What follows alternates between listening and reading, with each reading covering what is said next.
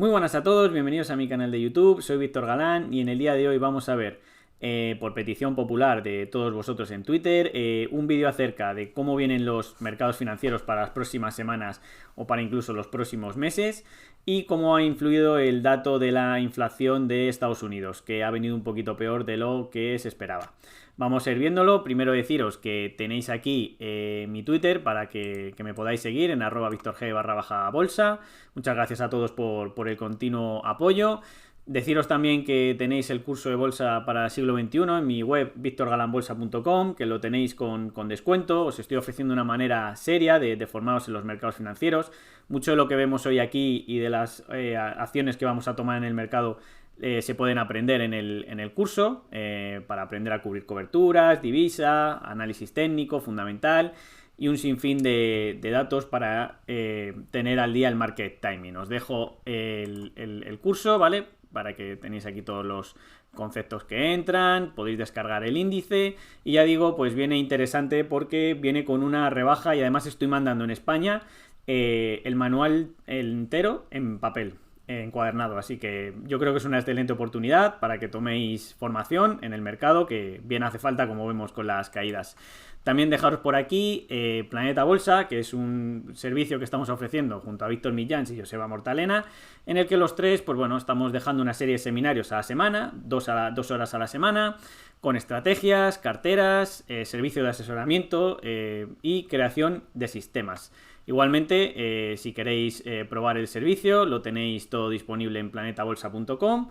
Y bueno, pues espero que os animéis en ambos servicios y veréis la bolsa de una manera tranquila y de otro color. Y ahora sí, vamos a pasar a ver los gráficos. Bueno, lo primero que os voy a mostrar es Market Timing, amplitud de mercado.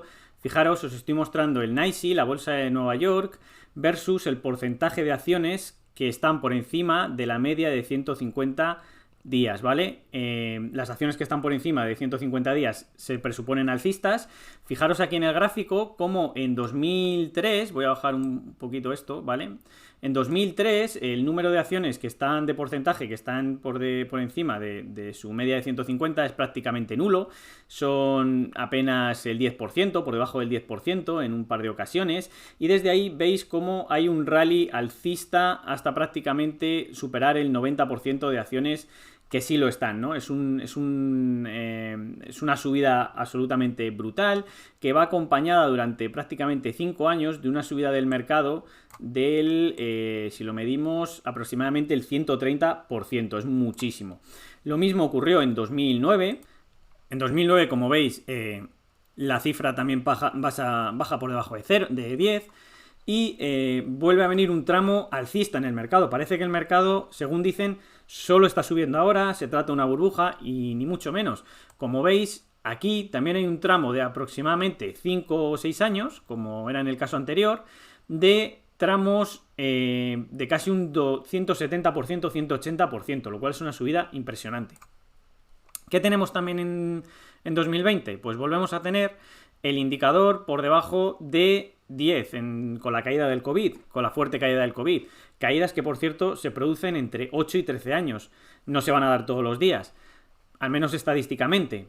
Puede pasar de todo en bolsa, como ya sabéis, pero como veis, vuelve a pasar por debajo de 10, vuelve a irse por encima y pues desde entonces llevamos una subida muy fuerte en el mercado de un 91%, lo cual, visto las dos subidas anteriores y visto los años que ha llevado en producirse la consolidación y las subidas, podrían quedar todavía unos años venideros con obviamente correcciones como las que estamos viendo actualmente de subidas de al menos, si ponemos el caso de 2003, incluso un 40 o un 50% todavía. Son solo estadísticas, pero bueno, son estadísticas que han ocurrido en patrones pasados y son interesantes tenerlas en cuenta. Vamos a ver otra estadística, que es el ratio de desempleo en Estados Unidos, con unas bandas de Bollinger, lo cual es bastante interesante comparado con el S&P 500.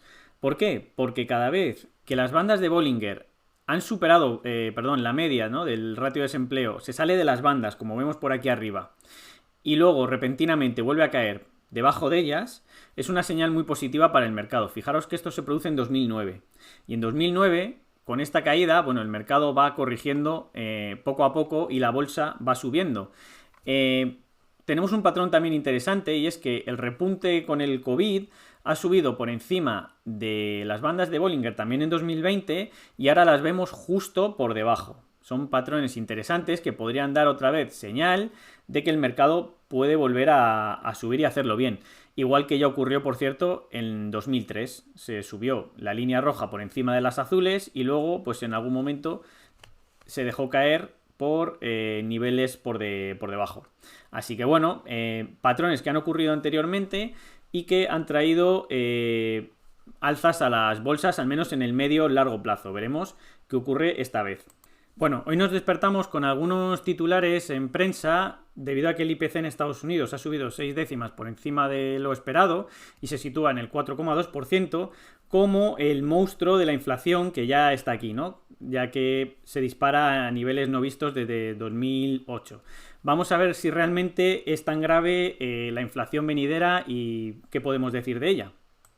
Bueno, ya sabéis que a mí me gusta ofrecer datos y estadísticas y no me intento alejar de las noticias y de la prensa un poco salmón económica. Entonces, ¿qué tenemos aquí? Tenemos el índice de Prince, que mide la inflación, ¿vale? Abajo está el índice de un commodities de materias primas, de un ETF de commodities de materias primas, y arriba está el índice de Prince que compone los 5 sectores más inflacionarios contra los 5 sectores menos inflacionarios. Si la curva y la pendiente es positiva, hay inflación. Si está decreciente, no hay inflación, obviamente hay deflación. Y actualmente, ¿cómo estamos? Pues bueno, tras muchos años de inflación en el pasado, en 2007 y 2008, donde hubo pues ya sabéis, una gran crisis monetaria y financiera en cuanto al crédito, hubo una caída fuerte, hubo un repunte fuerte de la inflación y actualmente, tras una caída hasta 2016, se puede decir que el índice se ha estabilizado. El índice se ha ido estabilizando y actualmente tiene pinta de que quiere volver a repuntar. Pero de momento no lo ha hecho, lo cual la inflación es algo venidero, es algo que está por venir en los mercados, pero que de momento no hay que preocuparse en exceso por ella. Sabemos que en un plazo de 2-3 años será muy latente, empezarán a subir los tipos de interés y empezaremos a hablar de lo que ocurre entonces. De momento hay que estar tranquilo, la inflación no va a derrumbar las bolsas un 30 o un 40%. Y además vamos a ver algún que otro gráfico interesante, ya que hemos hablado de los tipos de interés y de la liquidez y de los bancos centrales y de la Fed. Primero, os muestro un gráfico de Cross Border Capital sobre la liquidez en el sistema global. Como podéis ver aquí, no estamos en la situación actualmente de 2018, tampoco en la situación del 2000 o incluso de 1988-87. Con una crisis de liquidez o la liquidez hundiéndose. No tenemos ese caso.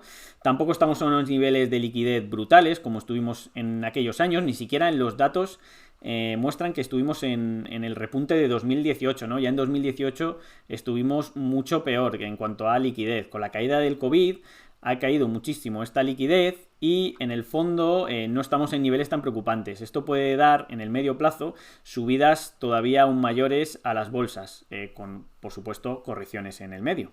Quería mostraros algo que también se suele hablar mucho, es sobre la relación entre los tipos de interés y los retornos de la bolsa.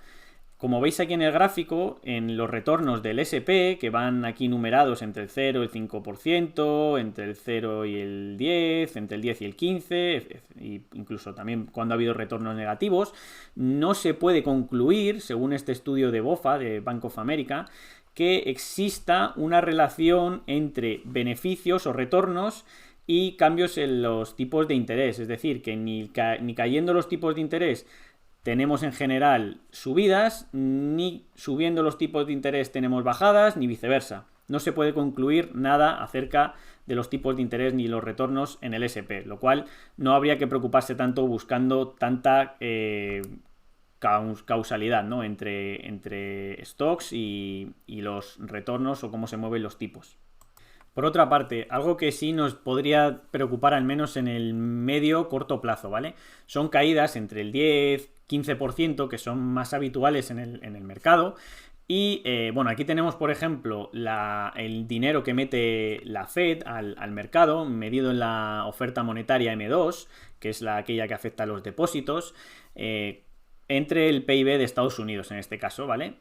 Como veis, los importes han ido subiendo continuamente y por tanto digo que no es nuevo que la Fed invierta y meta dinero en el mercado. Esto lo iba haciendo 100 años. A los que dicen que la manipulan, que los mercados están manipulados, pues bueno, es algo que ya conocemos, pero no es nada nuevo. Y como veis, lo que sí me preocupa es que en junio del año pasado existe un pico con respecto al dinero que se dejó de inyectar, y esto, según Tom Macmillan, un analista americano, suele traer aproximadamente un año en pasar o verse el reflejo en la economía real. Justo acabamos de pasar o llegar a ese año y bueno, empiezan ciertas correcciones que podrían tener, como digo, cierto calado, y ahora sí que podría estar atento a una pequeña caída para el segundo semestre o quizás ahora, no se sabe, del mercado. Habrá que ir viendo. Algunos datos que también pueden llegar a preocupar, según Chris Chobaco, por ejemplo, otro analista americano, es que cuando el PMI manufacturero de Estados Unidos llega a repuntes fuertes, como el que estamos ahora, siempre suele venir alguna caída en la bolsa. También ocurrió en años pasados, como veis en el 82 y en el 83, vinieron correcciones, pero que, bueno, no son correcciones tan significativas como para esperar una caída de un 30, un 40% o caídas mayores, al menos a priori.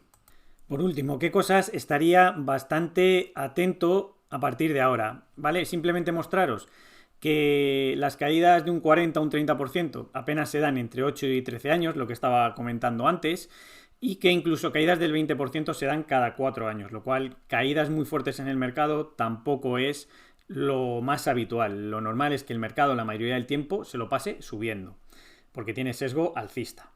Dicho lo cual, cosas que yo sí que empezaría a tener en cuenta es el giro que ha dado de momento el value versus el growth. Las empresas de valor respecto a las empresas tecnológicas de crecimiento les está cogiendo cierta ventaja. Se está empezando a ver que empiezan a funcionar mejor que las tecnológicas, es decir, incluso el S&P lo está haciendo mucho mejor que el Nasdaq. Ahora veremos los índices.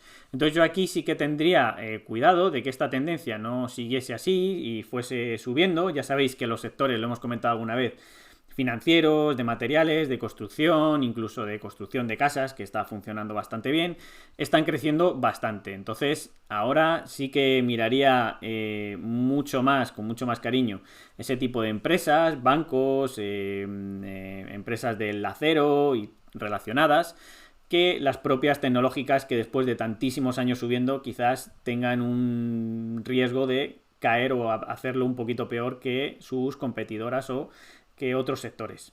Lo mismo nos muestra aquí este gráfico, en el que la energía y materiales lo empieza a hacer mejor y ya se ha distanciado bastante del consumo discrecional y las tech, ¿no? Y las tecnológicas. Bueno, nos viene a indicar exactamente lo mismo y hay que tener cuidado porque se podría dar cierta rotación como se dieron en su momento, en 2008 y demás. Y podríamos, para ganar dinero en el mercado, habría que estar atentos no tanto a Teslas o Apple, sino a otro tipo de empresas. Vamos a ir vigilándolas. En cuanto a los índices, vamos a empezar con el Nasdaq, ¿vale? No me gustó que la última subida de este tramo la hizo sin muchísimo volumen y alcanzó los nuevos máximos sin apenas volumen. Además, dejó aquí arriba del todo un doble techo que ya ha cumplido. Y bueno, desde entonces ha perdido la media de 30 sesiones en diario y hoy está cayendo 12 de mayo pues un 2,20%, ¿no? Un 2,30% y ya está en niveles de 13.000. Así que tendríamos cuidado con el Nasdaq. Los soportes importantes de verdad que no debiera perder son los 12.600 y los 12.200 para hablar de algún lateral o ya corrección un poquito más seria. En cuanto al SP500, que normalmente tiene más componente value y menos tech, menos tecnológico, ¿no? Fijaros que ha aguantado mucho mejor durante los últimos meses y lo ha hecho mejor que el Nasdaq, fruto de la posible corrección que estábamos hablando antes, la posible rotación, ¿no? Mejor dicho, en vez de corrección. Hoy le tenemos cayendo un 0,87, cae un poquito menos. Soportes importantes. Ha perdido o está a punto de perder el de corto plazo, que son los 4.117. ha dejado ahí una pequeña cola de vela ahí por debajo, y los soportes realmente importantes los tiene en 3.853 y en segundo lugar los 3.717. Mientras no se pierdan esos niveles, hay que ser positivo, y de momento las bolsas son alcistas, con predisposición alcista. Como veis en el gráfico semanal del S&P, después de una subida tan brutal como la que comentábamos al principio, como había ocurrido en 2003 y 2009, lo normal es que corrigiera a zonas soporte o a zonas FIBO y no fuera tan raro. Pero el mercado está muy fuerte aún así y vamos a ver lo que ocurre. De todas maneras, según los indicadores que nosotros seguimos, tanto en Planeta Bolsa como en el curso que se explican de victorgalanbolsa.com, si quieres aprender, ¿no? Cómo usar los indicadores que utilizamos para medir el mercado. Aquí tenemos la línea avance-descenso, donde se mide respecto al NYSE, la bolsa de Nueva York, de todos los valores que suben o bajan en precio y equiponderados, no como el índice, que no es equiponderado, ¿vale? Donde pesan más las tecnológicas, las FANG, como ya todos sabemos. Tenemos pérdida de la línea del estocástico de 80 y probablemente tocará abrir cobertura. Si quieres saber qué porcentaje de cobertura, por qué lo abrimos, dónde la abrimos y, bueno, dónde se cierra esa cobertura, dónde se coge, en qué porcentaje se hay que ir incrementándola o al revés, ir cerrando posiciones, te recomiendo que nos eches un vistazo o nos busques en Planeta Bolsa, pruebes un mes o cojas el curso de Víctor Galán Bolsa, que ya digo que viene esta vez con oferta y la podéis seguir aprovechando, ¿vale? Hay mucha gente que se está metiendo. Así que probablemente, ya digo, aún así abriremos una pequeña cobertura en las carteras y estaremos atentas y atentos a la línea del ADE del NYSE. Por último, y como siempre, por tu fidelidad, te voy a dejar unos valores interesantes. Bueno, uno de ellos puede ser Unicredit, ¿no? Que tiene un posible suelo y que ahora mismo pues está rompiendo en vela semanal, lo cual, después de la caída, después de venir haciéndolo muy mal durante algunos años y durante bastantes años, parece que pudiera empezar a hacerlo mejor. Hay cierta mejora en el CPM y cierta mejora en el Concord, ¿vale? Así que interesante Unicredit. Y por último, el valor que dejamos también es Vodafone, que después de años también reguleros, ha podido dejar una posible zona de acumulación, igual que explicaba Weinstein, y que podría, pues bueno, ha activado un primer doble suelo. Y además, pues bueno, se apoya en su media semanal de 30 sesiones. Está a punto de hacerlo mejor que el mercado. Tiene un CPM positivo y bueno, mejora un poquito en el Concord, así como en el MAC, que empieza a coger tendencia, lo cual es positivo. Vodafone, otro de los valores interesantes que lo puede empezar y puede seguir haciéndolo bien, como ya aquí dijimos Almiral o CTT, Correos Portugal o algún otro más. Si os gusta toda esta información, pues dejadme aquí un like, dejad en comentarios si queréis que ponga la cámara o preferís que la quite. Y bueno, en general ya sabéis, si queréis aprender con nosotros, tanto en victorgalanbolsa.com como en Planeta Bolsa, tenéis las puertas abiertas y es una buena manera de saber que el mercado no te pille con el pie cambiado, ¿no? Y estar preparado y tener un plan de trading. Así que nada, muchas gracias. Si queréis en mi canal, y aquí os dejo aquí abajo tanto los enlaces como la newsletter, por si alguno se quiere apuntar, donde todos los lunes dejo acciones interesantes. Un saludo y muchas gracias por vuestra atención.